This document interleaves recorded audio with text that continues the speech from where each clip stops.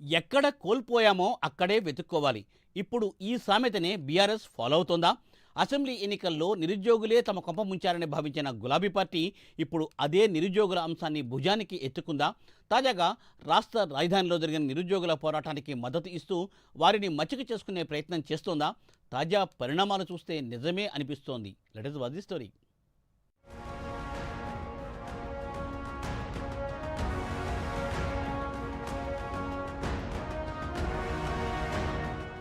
తెలంగాణలో వరుసగా 2 సార్లు బీఆర్ఎస్ అధికారంలోకి వచ్చింది. అయితే హ్యాట్రిక్ కొట్టాలని భావించిన గులాబీ బాస్కు నిరాశ మిగిలింది.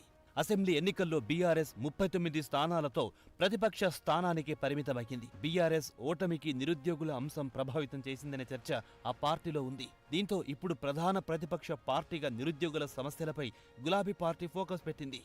ఏ వర్గంలోనూ పట్టును కోల్పోయిందో ఇప్పుడు ఆ వర్గాలకు దగ్గరవ్వాలని భావిస్తోంది. దీనిలో భాగంగానే నిరుద్యోగుల సమస్య ప్రధాన అజెండాగా ప్రజల్లోకి వెళ్లేందుకు డిసైడ్ అయ్యింది.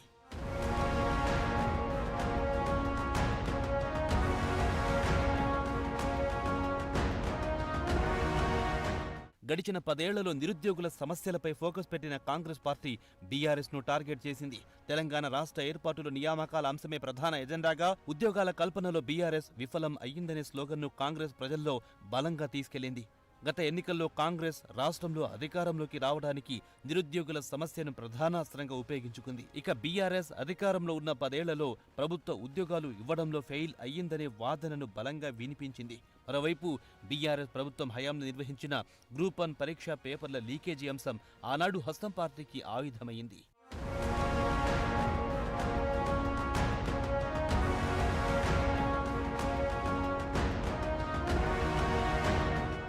మరోవైపు బీఆర్ఎస్ అధికారంలో ఉన్న 10 ఏళ్లలో 1,30,000 మందికి ఉద్యోగాలిచ్చామని గులాబీ పార్టీ అంటోంది.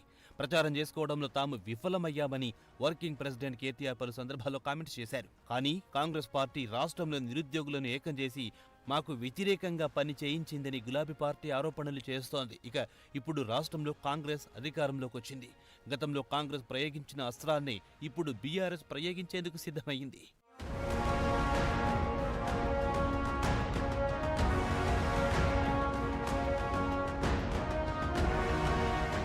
రాష్ట్రంలో కొద్ది రోజులుగా నిరుద్యోగులు తమ డిమాండ్స్ నెరవేర్చాలని పోరాటం చేస్తున్నారు. దీనికి బీఆర్ఎస్ అనుబంధ విద్యార్థి విభాగంతో పాటు బీఆర్ఎస్ పార్టీ మద్దతిస్తోంది. రాష్ట్రంలో కాంగ్రెస్ అధికారంలోకి వచ్చాక సంవత్సరంలోనే 1,00,000 ఉద్యోగాలు భర్తీ చేస్తామని హామీ ఇచ్చి మాట తప్పారని బీఆర్ఎస్ నేతలు కామెంట్స్ చేస్తున్నారు.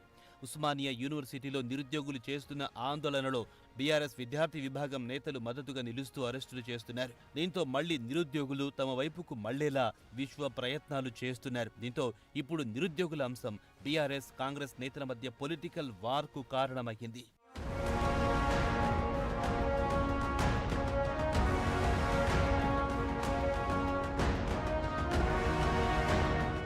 మొత్తానికి రాష్ట్ర రాజధానికి వేదికగా నిరుద్యోగులు చేస్తున్న పోరాటానికి మద్దతు తెలుపుతూ వారికి దగ్గరయ్యేందుకు గులాబీ పార్టీ ప్రయత్నాలు చేస్తోంది. మరి ఈ అంశం బీఆర్ఎస్ కు వర్కౌట్ అవుతుందో లేదో చూడాలి.